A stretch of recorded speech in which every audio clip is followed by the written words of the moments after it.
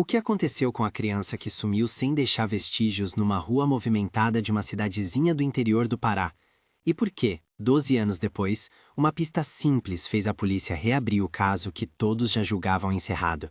Esta é a história de um desaparecimento que atravessou uma década inteira de silêncio, de esperanças contidas, de erros e de uma descoberta que mudou tudo. Na manhã em que venceu o calendário e a vida da família Santos se partiu, a Rua 7 de Setembro parecia igual a qualquer outra. Lojinhas de fachada pintada, uma farmácia com o balcão sempre cheio, o veterano padeiro cumprindo horários de relógio e crianças correndo entre as calçadas. Numa cidade assim, todo mundo se conhece. Foi justamente por isso que o desaparecimento chamou a atenção de imediato. Não era possível que alguém sumisse ali e ninguém notasse nada. Ainda assim, foi o que aconteceu. Maria da Conceição Santos tinha 8 anos, pequena, o cabelo preso num rabo de cavalo, sandálias surradas e um sorriso que insistia em aparecer nos olhos. Morava com o pai, José, e a mãe, Benedita, numa casa de paredes de madeira não muito longe da praça principal. Naquele dia, como tantas outras vezes, saiu de casa para comprar bala e leite na mercearia da esquina. Disse à mãe que voltaria antes do meio-dia. Não voltou. Os relatos do que ocorreu a seguir se contradizem em detalhes, mas concorrem numa mesma linha. Por volta das 11 da manhã, houve um movimento incomum na rua. Um caminhão branco, dizem alguns, parou na frente da mercearia. Outros juram que viram um homem conversando com o dono da loja. Outros lembram do silêncio estranho que caiu sobre a rua naquela hora, como se a cidade tivesse prendido o fôlego. Quando a mãe percebeu que Maria não voltara, começou o que se transformaria em uma busca incansável. A primeira delegacia a receber a notícia foi a de polícia da própria cidade, dirigida então pelo delegado Antônio Machado. As equipes bateram calçadas, tentaram encontrar câmeras que pudessem ter capturado algum sinal. Na época, câmeras de rua eram raridade no interior. Pegaram depoimentos de vizinhos e fizeram buscas nas áreas próximas. Foram dias de pânico, noites em claro e esforços que, apesar de sinceros, esbarraram em limitações técnicas e estruturais que naquele período eram comuns em municípios pequenos. Poucas viaturas, recursos forenses escassos e uma rede de comunicação que não alcançava vozes mais distantes, onde pistas potencialmente decisivas costumam sumir. Logo surgiram pistas que pareciam promissoras, mas que depois se mostraram ambíguas. Um caminhoneiro que passara pela rodovia lembra em depoimento de um caminhão branco com a tampa traseira semiaberta. Outros juram que viram um homem conversando com o dono da loja. Outros lembram do silêncio estranho que caiu sobre a rua naquela hora, como se a cidade tivesse prendido o fôlego. Quando a mãe percebeu que Maria não voltara, começou o que se transformaria em uma busca incansável. Mas pouco a pouco, essas indicações se transformaram em humo. Um ponto aqui, uma versão acolá, nada que permitisse confirmar um suspeito, nada que levasse a um desfecho imediato. O que veio depois foi o maior inimigo das investigações: o tempo. Meses se transformaram em anos. O processo foi arquivado em meio a outros boletins, as cópias amareladas empilhadas no fundo de uma gaveta. A família passou a conviver com o que paramos de nomear, porque nomear dói demais: a ausência. Benedita deixou o emprego na feira. José mudou os horários de trabalho para participar das buscas noturnas. No meio da cidade, panfletos com a foto de Maria foram colados nas portas, e vizinhos tornaram-se uma rede de apoio improvisada. Há pais que constroem maior resistência do que outros. Nesse caso, a resistência de Benedita e José virou obstinação silenciosa. Qualquer pista, por menor que fosse, era um sinal de que a filha ainda poderia estar viva. Se havia um fio de esperança que manteve a família de pé, também havia a corrosão das certezas. Boatos se multiplicaram, histórias desencontradas andaram de boca em boca, e muitas vezes atrapalharam mais do que ajudaram. A memória coletiva da cidade mudou de tom. O assunto virou algo a ser evitado na praça. Alguns diziam que já não valia a pena revirar a terra do passado. Outros, mais resistentes, continuavam a pintar cartazes todos os aniversários, lembrando a todos que cada dia era uma ferida aberta para José e Benedita. Durante aqueles anos, a investigação institucional manteve-se numa espécie de vigília burocrática. Relatórios antigos mostravam o empenho do delegado Antônio Machado, mas também registravam as limitações. Provas que poderiam ter sido recolhidas com rapidez foram perdidas por atraso. Testemunhos importantes foram anotados de forma desigual, e não havia, naquele início dos anos 90, possibilidade de análises genéticas rápidas, que mais tarde se tornariam essenciais em casos de desaparecimento. A ausência de tecnologia, combinada com a dispersão de pistas, transformou um caso potencialmente solucionável em um enigma. Assim como em outras cidades parecidas, a polícia fazia o que podia com o que tinha, e o que tinha era pouco. Mas a comunidade não esqueceu. Havia pessoas que, por razões diversas, continuaram à procura. Ex-companheiros de escola, parentes distantes que voltavam às vezes para olhar velhos caminhos, comerciantes que guardavam recortes dos jornais. Uma dessas pessoas era Severino Costa, um camelô que, em uma das noites de vigília, lembrou-se de um detalhe que havia esquecido. Viu, semanas antes do desaparecimento, um senhor num caminhão branco que olhou demais para a rua onde as crianças brincavam. Esse testemunho, reunido a outros, reacendeu alguma investigação, mas não o suficiente para levar a um fechamento definitivo. Hoje, com a distância que os anos concedem à narrativa, é possível ver que a história caminhou por duas trajetórias paralelas: a da família Santos, marcada por uma espera que desgasta, e a da própria cidade, que tenta conviver com a culpa e com o esquecimento. Entre esses dois movimentos, a investigação oficial oscilou entre ações certeiras e erros de percurso. Nos registros, há menções a diligências em estradas vicinais, a procura por proprietários de caminhões brancos e há inúmeras entrevistas com moradores como Dona Francisca Oliveira, cuja memória importava porque dava textura ao dia em que a criança sumiu. Ainda assim, nenhum desses esforços havia sido suficiente para romper o nó em que o caso se enredou. Foi nesse limiar de desânimo que o tempo passou. 12 anos separam, daqui para frente, a manhã em que Maria desapareceu e o momento em que tudo mudou. 12 anos em que cada aniversário do sumiço lembrava a cidade do que havia ficado por fazer. 12 anos em que a busca individual da família conviveu com a aparente impotência coletiva. Antes de prosseguir, uma palavra rápida. Se esta história está tocando você, inscreva-se no canal para acompanhar a investigação passo a passo. Há muito a ser contado, e a sua presença aqui ajuda a manter a memória viva. Os anos seguintes não apagaram totalmente as pistas. Algumas continuavam ali, discretas, esperando uma oportunidade de serem conectadas. A falta de tecnologia nos primeiros dias do caso tornou-se uma vantagem cruel para quem preferia que nada fosse lembrado. Vestígios que hoje seriam rastreados por exames de DNA simplesmente se deterioraram ou se perderam. Ainda assim, a persistência humana é imprevisível. Costuma ser um fio tênue que, quando puxado no momento certo, revela a nós que ninguém havia percebido. Na manhã que quebrou o silêncio de 12 anos, o que parecia um dia comum na rotina do campo se transformou em relato impossível de ser previsível. João Batista Correia, trabalhador rural de um sítio afastado no limite do município, fazia o trajeto habitual entre roçados e currais. Era homem de poucas palavras, conhecido por seu jeito simples e por chegar cedo ao trabalho. Naquele dia, no entanto, parou o que estava fazendo ao escutar um som estranho. Um chamado, um arranhado, algo que não devia estar ali. Seguiu o som até uma trilha pouco usada, entre mato e arvoredo, e foi de encontro a uma cena que o deixou sem palavras. Uma moça, com olhar perdido, acenava trêmula perto de um casebre improvisado, pedindo ajuda. João não conhecia a mulher. No início imaginou tratar-se de alguém que vinha da cidade vizinha. Só depois viu que havia algo a mais. Ao aproximar-se, reparou em traços de identificação que o fizeram pensar numa velha história daquela cidade. A foto de um rosto que havia sido colado em cartazes espalhados anos antes. A moça trouxe à memória de João a mesma face da criança que uma vez fora a protagonista de um desaparecimento que todos já julgavam encerrado. Sem hesitar, correu até o telefone mais próximo e ligou para a delegacia. A ligação trouxe de volta à cena oficial aquilo que a cidade tentara arquivar. A delegacia foi alertada e uma equipe saiu imediatamente para o sítio. O delegado Fernando Lima, que havia sumido depois de Antônio Machado, e o investigador Carlos Pinto, conhecido por seu método persistente e por não aceitar casos sem conclusão. Ao chegar, a pequena comitiva enfrentou o que sempre torna raids em áreas remotas mais complexos: acesso difícil, vizinhos reticentes e a necessidade de preservar o local para a perícia.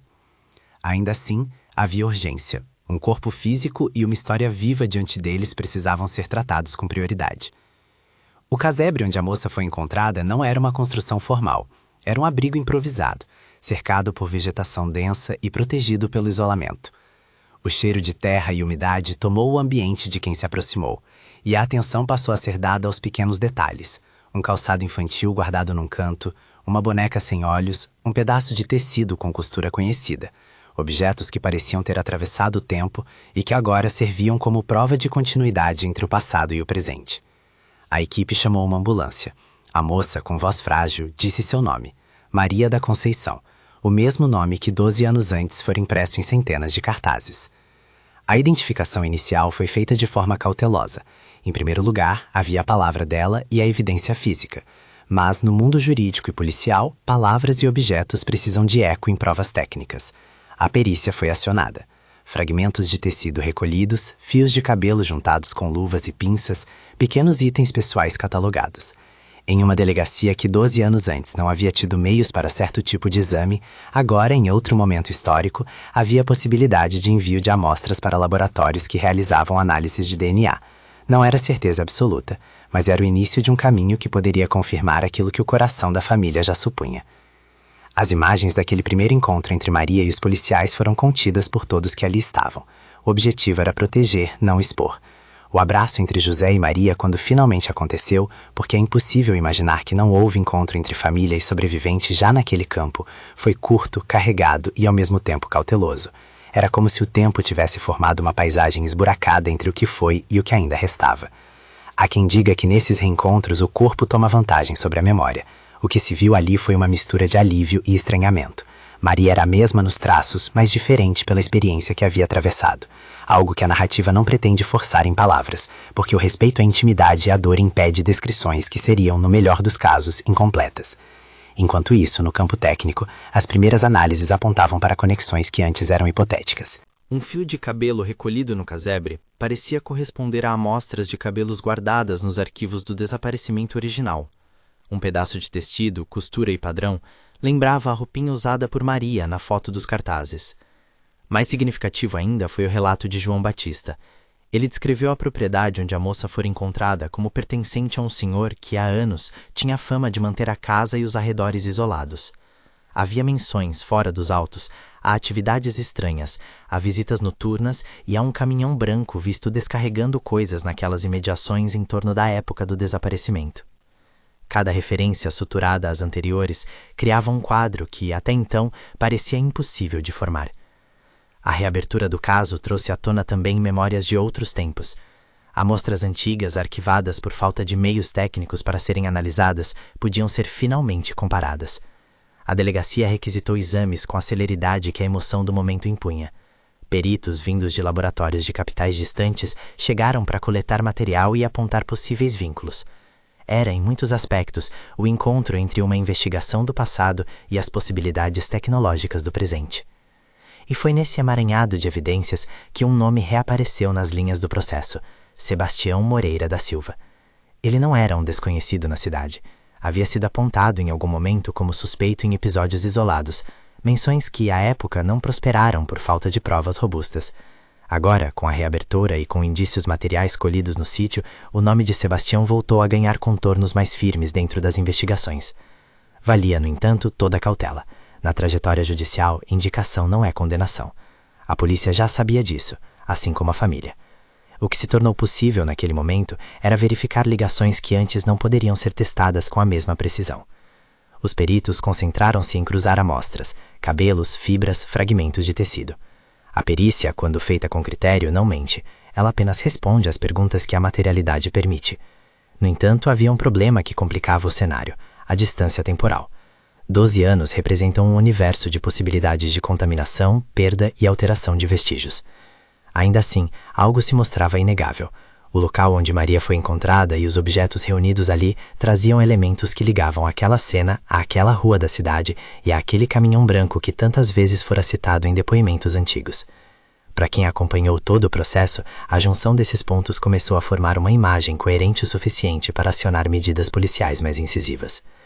A vida da família Santos, dentro desse retorno abrupto do passado, passou por um turbilhão de emoções.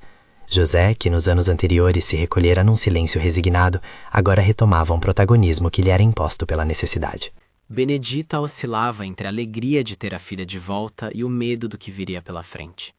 Eram necessárias explicações, reparos médicos e, sobretudo, apoio psicológico. A cidade, por sua vez, reagia dividida. Havia quem celebrasse o reencontro como milagre tardio. Havia quem lembrasse com amargura dos dias em que indícios se perderam por falta de diligência. Discussões surgiram em bancos de praças, em rodas de conversas onde o passado era revistado com um novo olhar. No plano institucional, a volta do caso também provocou a volta de procedimentos que, em anos anteriores, haviam sido esquecidos. Ouvir testemunhas de novo, confrontar declarações antigas com novos relatos, buscar arquivos municipais que poderiam dar suporte a uma linha de investigação, tudo foi reativado. A chefia da polícia local pediu apoio a órgãos estaduais para garantir que os procedimentos seguissem o que a lei orienta. Já não se tratava apenas de aliviar uma dor. Tratava-se de fazer justiça, na medida do possível, e de garantir que os responsáveis fossem levados a responder pelos seus atos.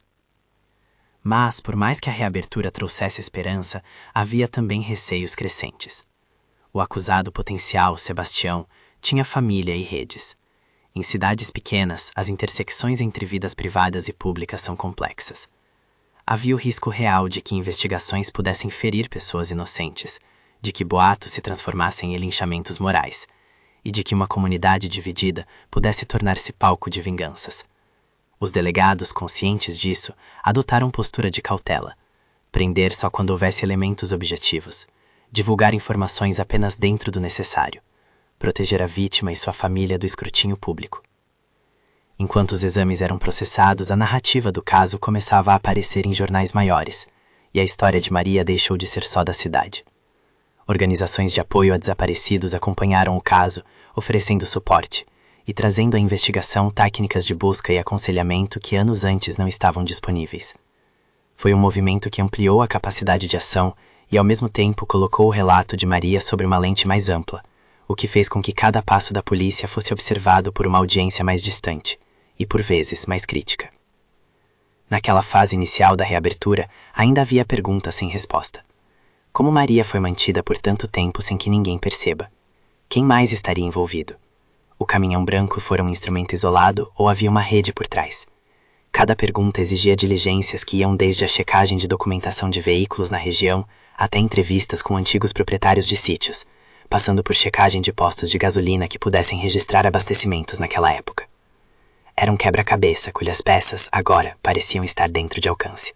Quando os primeiros laudos chegaram, confirmando a compatibilidade entre amostras antigas e as coletadas no sítio, a tensão na delegacia tornou-se quase palpável. Não porque a confirmação encerrasse algo, mas porque ela exigia decisões rápidas sobre os próximos passos. Pedido de prisão, intimação de testemunhas, medidas protetivas para a vítima. Existiam ainda lacunas, mas a investigação agora operava com um substrato técnico que lhe dava peso diante de possíveis medidas judiciais. E foi justamente quando a rede de provas começou a se alinhar que um aspecto da história, aquele que liga o passado ao presente de forma mais direta, ganhou força entre os investigadores: o relato sobre o caminhão branco. Testemunhos antigos, agora revisitados, apontavam para a circulação daquele veículo nas imediações do sítio onde Maria fora encontrada.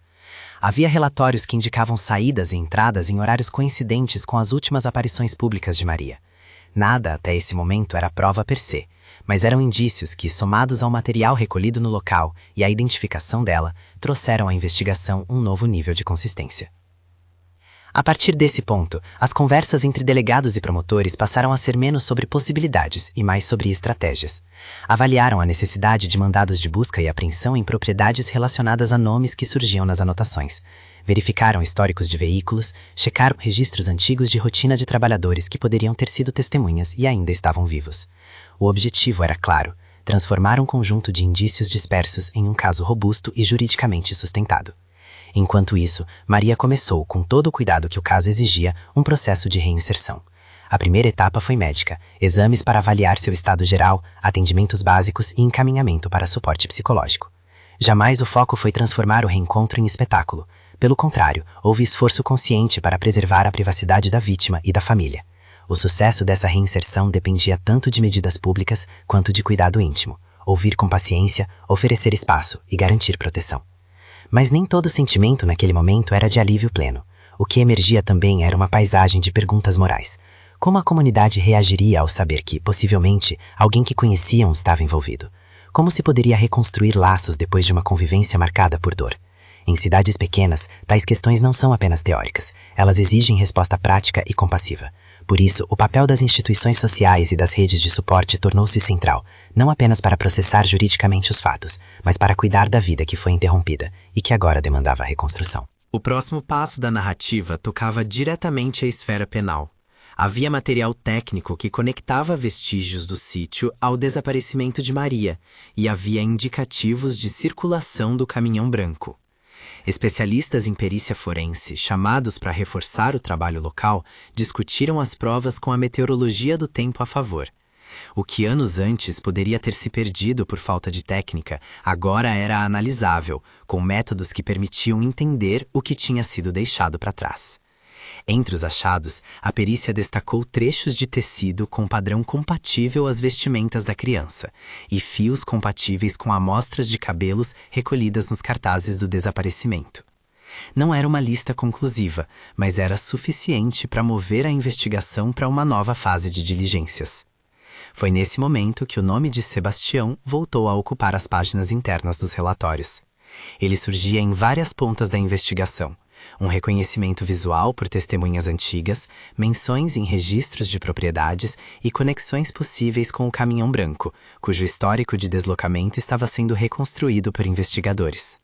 Novamente, suspeita não é sentença, e a equipe, plenamente consciente dos riscos de se declarar culpado alguém sem o devido processo, movimentava-se para coletar provas adicionais que respaldassem qualquer medida legal. A história, nesse ponto, se encontrava em um nó, em que passado e presente se entrelaçavam. Havia a emoção contida nos corredores da delegacia, e havia ao mesmo tempo uma pressão técnica, jurídico-legislativa, pericial e social, para que os procedimentos fossem impecáveis. O que já não era apenas possível, agora tornava-se urgente, provar em juízo o que a família e a cidade sentiam no coração. A narrativa poderia seguir a partir daqui por muitos rumos: prisões, confrontos, declarações e desdobramentos judiciais. Em vez de se apressar, a investigação precisava de tempo e método para transformar indícios em verdades que resistissem ao crivo do tribunal. O que aconteceria nas próximas horas e dias, requisições de prisão, a estratégia de acusação, a reação de familiares do possível acusado, estava prestes a desencadear a fase mais tensa do caso, na qual as peças reunidas ao longo de 12 anos seriam colocadas à prova. Antes que qualquer medida definitiva fosse tomada, porém, havia um elemento que insistia em lembrar a todos: a complexidade humana que atravessa casos assim. Não se trata apenas de encontrar culpados, trata-se de devolver nomes e rostos a quem os perdeu, de garantir que a justiça não seja apenas punitiva, mas também reparadora na medida do possível. Ao mesmo tempo, havia a necessidade de proteger a investigação de vazamentos que pudessem comprometer a validade das provas. Era um equilíbrio que exigia paciência, critério e solidariedade. Quando as luzes das viaturas recuaram do sítio naquela tarde, restou mais do que fumaça no ar. Havia um conjunto de provas catalogadas, uma vítima identificada e um roteiro de diligências a ser cumprido. E havia também a cidade inteira prendendo a respiração, aguardando os próximos passos que poderiam, enfim, transformar dor antiga em um processo que levasse à verdade. Ainda assim, no limiar desse avanço, permanecia a incerteza. A mesma incerteza que alimenta casas que atravessam anos. Quem mais estava envolvido? Até que ponto a impunidade havia sido sustentada por falhas técnicas? Quais feridas precisariam de tratamento prolongado para que a vida voltasse a ter alguma normalidade? A investigação, então, entrou numa nova fase. O cerco se fechava, as provas técnicas começavam a falar e os nomes antes sussurrados voltavam com força aos autos. A cidade, dividida entre incredulidade e esperança, preparava-se para ver, pela primeira vez em 12 anos, se a justiça conseguiria acompanhar a coragem de quem nunca deixou de procurar. E enquanto isso, a família de Maria tentava, com tremores de voz, entender como viver depois deste reencontro, que não era, de forma alguma, o fim da história. Um caminho de respostas acabava de começar, e ainda havia muito a ser revelado. Quando as luzes das viaturas recuaram do sítio naquela tarde, o trabalho apenas mudava de endereço. Catalogadas as primeiras provas, protegida a vítima e garantidos os procedimentos iniciais, restou à polícia mobilizar aquilo que nem sempre se encontra: paciência, persistência e técnica. Nos dias que se seguiram, a investigação deixou de ser apenas memória para se tornar processo judicial. Os investigadores solicitaram mandados de busca e apreensão nas propriedades vinculadas ao nome que vinha aparecendo nas anotações: registros de aquisição e posse de terrenos, declarações de vizinhos, anotações antigas sobre o caminhão branco então citado por testemunhas antigas. Equipes percorreram caminhos de barro, consultaram arquivos públicos e pediram cooperação a órgãos estaduais. O que era rumor e sensação passou a ser confrontado com documentos, recibos e, sobretudo, com provas periciais encaminhadas a laboratórios maiores. A polícia sabia que para transformar essa história em tribunal, seria preciso fechar lacunas que por 12 anos funcionaram como cortina de fumaça. Sebastião Moreira da Silva foi chamado a depor. Na primeira abordagem, negou envolvimento direto. Alegou desconhecimento sobre as pessoas encontradas no sítio e minimizou qualquer contato com o caminhão branco então citado por testemunhas antigas. A defesa tentou fragilizar versões postas em dúvida pelo tempo: memória falha, confusões entre datas, interpretações equivocadas de vizinhança. Era uma estratégia previsível em cidades pequenas, onde reputações e histórias se enredam de modo íntimo. Mas a pesquisa pericial, com técnicas mais modernas do que as disponíveis 12 anos antes, trouxe evidências que resistiam ao simples argumento da imprecisão humana. A análise de fibras e comparações de amostras, tecidos, fios de cabelo, fragmentos, permitiu estabelecer conexões formais entre materiais recolhidos no casebre e peças documentais dos arquivos antigos. Onde antes havia só semelhança visual, agora havia correspondência laboratorial. Os exames de compatibilidade das amostras não deram uma resposta única e absoluta, mas produziram laudos suficientemente robustos para sustentar um pedido de prisão temporária. Paralelamente, testemunhas foram reconvocadas e novas declarações foram colhidas sob termos que asseguravam maior rigor procedimental. Ao ser confrontado com o resultado das perícias e com relatos atualizados de pessoas que viam ou lidavam com o caminhão branco ao redor do sítio, Sebastião mudou a postura. Passou de uma negação firme para relatos parciais. Lembrou de idas e vindas, disse ter emprestado um veículo a terceiros em ocasiões antigas, tentou separar-se de atribuições. Em certas entrevistas, procurou dissociar-se dos atos narrados pelas investigações. Em outras, acabou por admitir alguma responsabilidade por ter fornecido abrigo temporário a pessoas, sem confessar a dinâmica dos fatos que levaram àquela prisão prolongada. Foi uma confissão em camadas, um reconhecer de participação indireta, que, quando cruzado com laudos e depoimentos, serviu para construir uma acusação mais consistente. O Ministério Público apresentou denúncia por sequestro e cárcere privado, entre outras qualificadoras pertinentes ao caso. Durante a preparação para o julgamento, tramitou o exame psiquiátrico que chegou aos autos. O laudo psiquiátrico requisitado pela defesa apontou traços que precisavam ser considerados no âmbito da pena e da culpabilidade, mas não elidiu a responsabilidade penal. Serviu isso sim para balizar alegações de defesa e para instruir a estratégia de acusação. Em audiência preparatória, promotores e defensores discutiram a amplitude das provas, as diligências pendentes e a necessidade de preservar a integridade do processo em uma cidade onde as relações pessoais poderiam interferir de forma direta. O tribunal que recebeu o caso buscou garantir transparência e proteção às partes.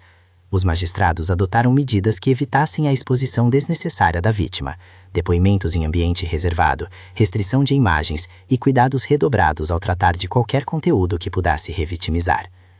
Em grandes linhas, o processo se desenrolou de acordo com o que a lei determina: 8 meses entre a denúncia e o início do julgamento, recursos protocolares e a convocação de peritos para explicar cientificamente as correspondências entre materiais recuperados no sítio e laudos antigos. No plenário, a narrativa apresentada pelo Ministério Público foi precisa e técnica. O promotor mostrou o fio temporal que unia os acontecimentos, a presença do caminhão branco na cidade naquela janela de tempo, as menções a um abrigo improvisado em relatos antigos, a identificação da vítima e a compatibilidade entre material recolhido no local e amostras arquivadas do desaparecimento. Os argumentos foram pautados em provas materiais, na reconstituição de trajetos e na convergência entre testemunhos independentes. A defesa, por sua vez, buscou demonstrar incertezas e lacunas que poderiam comprometer a convicção plena. Questionou custódia de amostras, apontou para possíveis contaminações e trabalhou com a tese de ausência de prova direta que colocasse Sebastião como autor intelectual ou executor exclusivo. Um dos pontos mais delicados do julgamento foi a oitiva da vítima. Maria, agora adolescente, compareceu ao tribunal com o resguardo psicológico adequado. Não se fez exposição de detalhes íntimos. Ela foi ouvida sobre fatos essenciais, o tempo em que permaneceu privada de liberdade, sinais que identificou no sítio, pequenos elementos que ligavam aquele abrigo à sua história. Sua fala foi contida, medida e, ao mesmo tempo, carregada de uma força que não se traduz em palavras técnicas. Quando descreveu o dia em que foi resgatada, sem se alongar em cenas que a expusessem, a sala inteira ouviu, em silêncio, o peso de um reencontro tardio com a justiça. O depoimento da família também foi colhido, com depoimentos de José e Benedita sobre os anos de busca, as tentativas repetidas de reabrir o caso e o impacto emocional de um processo que consumira a vida do casal por mais de uma década.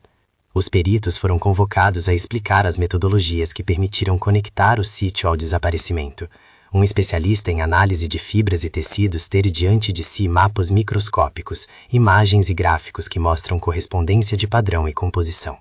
Outro perito, responsável pela análise de material biológico, expôs o conjunto de procedimentos que associaram, com grau de probabilidade dentro dos parâmetros técnicos adequados, fios de cabelo e material orgânico recolhidos no sítio com amostras arquivadas. Embora nenhum laudo afirme uma certeza absoluta, algo raro em investigações que atravessam longos intervalos temporais, o conjunto de provas trouxe ao tribunal uma construção reforçada por critérios científicos.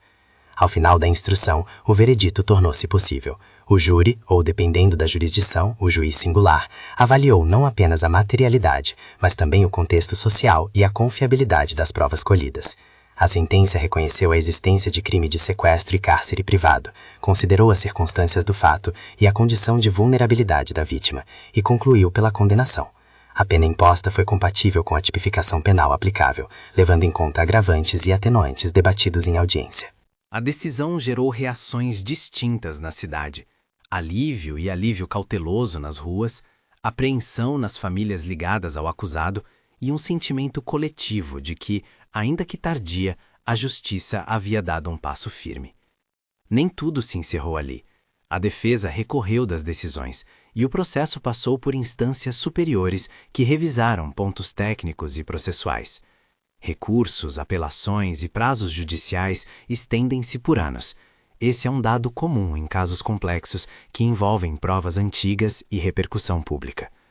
Ao mesmo tempo, quedas e reanálises de provas foram sendo discutidas em laudos complementares, e o caso seguiu sendo acompanhado por organizações que trabalham com vítimas de desaparecimento e abuso, sempre mirando o apoio à recuperação e à proteção de direitos. Do ponto de vista humano, a condenação não devolveu 12 anos de vida à família Santos. Não apaga noites em claro, não recompõe relações marcadas pela ausência e pela desconfiança, nem repara totalmente feridas que o tempo agravou. Mas teve efeito prático, trouxe uma resposta institucional, colocou um responsável perante a lei e permitiu que medidas de proteção e reparação fossem articuladas. A cidade, que por tanto tempo oscilara entre o esquecimento e a vigilância incômoda, precisou lidar com o fato de que a violência ocorrera dentro de sua própria geografia social. A reconstrução da vida de Maria demandou tempo e dedicação. Intervenções de saúde mental foram fundamentais, acompanhamento psicológico continuado, apoio para a retomada da escolaridade e programas de reinserção social. A escola, que antes fora palco de lembranças dolorosas, foi preparada para receber a adolescente com medidas que privilegiavam privacidade e suporte. A família precisou aprender a conviver com passos lentos. Às vezes, um gesto simples, uma caminhada pela praça, uma conversa entre vizinhas, demandava esforço paciente. A economia familiar também sofreu. Benedita e José, que trocaram empregos e ritmos por conta da busca, tiveram que reestruturar rotinas e dependências. No plano comunitário, houve movimentos de responsabilização e de reparação simbólica. Grupos locais promoveram campanhas de vigilância sobre desaparecimentos, reuniram documentos para modernizar boletins de ocorrência e articularam parcerias com instituições de apoio. O caso acendeu debate sobre a necessidade de estrutura policial mais robusta no interior, melhores meios de investigação forense, integração entre unidades regionais e capacitação para lidar com crimes de desaparecimento. Em certo sentido, a tragédia impulsionou mudanças administrativas, cujo alcance só se traduziria nos anos seguintes. Ao olhar retrospectivo, o episódio deixa lições claras sobre fragilidades institucionais e o custo humano da omissão. Nos primeiros dias do desaparecimento, a ausência de recursos forenses e a escassez de equipamentos era um fato corriqueiro em muitos municípios. Câmeras de segurança eram raras, laboratórios de DNA não acessíveis com rapidez e delegacias com equipes reduzidas. Esses gaps não justificam a ausência de empenho, mas ajudam a explicar como pistas importantes podem ser perdidas e como a demora institucional contribui para o sofrimento das famílias. A tecnologia e o aperfeiçoamento de protocolos forenses nas décadas seguintes demonstraram que alguns males podem ser mitigados com investimento e treinamento. A história também mostra a importância da memória coletiva. Foram as pessoas que não esqueceram, vizinhos, comerciantes, pessoas que guardaram recortes e que continuaram a fazer perguntas, que mantiveram o caso vivo o suficiente para que uma pista descoberta por acaso pudesse desatar o nó. A persistência de um pai e de uma mãe, a insistência de quem cola cartazes, os relatos que se acumulam em conversas de bar e em filas de mercado, esses pequenos atos, às vezes invisíveis ao aparato estatal, compõem a trama que sustenta investigações a longo prazo. Como o processo jurídico em curso e a vida da vítima voltando gradualmente a uma rotina que incluía estudo, atendimento e tentativas de reinserção, a cidade foi aprendendo a conviver com a presença do passado. Alguns moradores se engajaram em ações de prevenção, outros preferiram silenciar. Entre as iniciativas, surgiram campanhas educativas em escolas sobre segurança de crianças, programas de apoio a famílias de desaparecidos e redes de voluntariado que se organizaram para auxiliar em buscas e em acolhimento. O futuro de Maria não se escreve em manchetes. Há avanços visíveis, legalidade atendida, família reunida em aspectos práticos e sequelas que o tempo não cura por completo. Como em tantos casos de sobrevivência, há uma complexidade permanente entre recuperação e memória. E é aqui que a responsabilidade social se estende para além do tribunal. Garantir que as vítimas tenham acesso a acompanhamento médico e psicológico duradouro, que a rede de proteção se fortaleça e que a vigilância comunitária seja transformada em cuidado coletivo, não em estigma. Nos anos que se seguiram ao julgamento, instituições regionais revisaram procedimentos para tratar desaparecimentos antigos. Cursos de capacitação para delegados de municípios do interior foram criados, sistemas de cadastro de ocorrências foram integrados e a troca de informações entre unidades policiais passou a ser mais efetiva. Nada disso apaga o sofrimento prévio, mas são medidas que tornam menos provável que outro caso semelhante esfrie no arquivo, sem que a tecnologia e a diligência sejam empregadas. Há, por fim, um aspecto moral que não cabe apenas ao poder público, a vigilância cidadã. Em comunidades pequenas, o zelo pela infância e pela proteção dos mais vulneráveis é um componente essencial da segurança. Não se trata de desconfiança generalizada, mas de responsabilidade compartilhada. Vizinhos atentos, redes de comunicação que funcionem, denúncias seguras e canais de apoio acessíveis. O caso de Maria é um lembrete de que a indiferença social pode ser tão perigosa quanto a falha técnica. Quando o processo se estabilizou e os trâmites legais avançaram para instâncias que confirmaram a condenação, restou à cidade buscar formas de reconstrução. Houveram encontros comunitários, rodas de conversa sobre prevenção e acolhimento e iniciativas para que os cartazes que um dia marcaram portas e paredes não retornassem como lembrança vazia, mas sim como símbolo de vigilância. A família de Maria, apoiada por organizações, começou a receber reparações e amparo jurídico para evitar que fossem novamente expostos a publicidades desnecessárias.